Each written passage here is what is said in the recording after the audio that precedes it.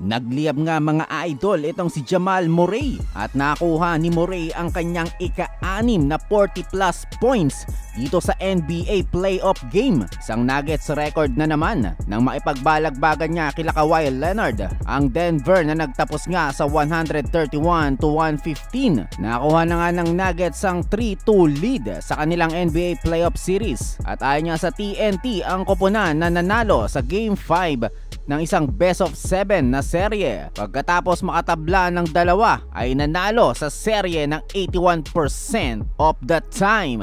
Nagdagdag pa nga si Murray ng 7 assists. Si Nikola Jokic naman ay may 13 points, 12 assists at 10 rebounds para sa kanyang ikatlong triple-double sa series at ang kanyang 21st career playoff triple-double. Ang kanyang unang dalawang triple-double sa series ay natalo nga. Tinangka rin naman ng Clippers na humabol sa pamamagitan ng 7-4 run dito sa fourth quarter at nagawang maibaba ang kanilang kalamangan sa 9 points. Pero hindi pumayag rito ang Denver. Nakabangon nga ang Nuggets sa pamamagitan ng 11-0 run makalipas ang ilang sandali at dito na nga inalis ni Coach Tyronn Lue ang bench sa huling 3 minuto ng laro. Nagtapos nga itong si Ivica Zubac na may 27 points habang nagdagdag si Kawhi Leonard ng 20 points at 11 rebounds para sa Clippers.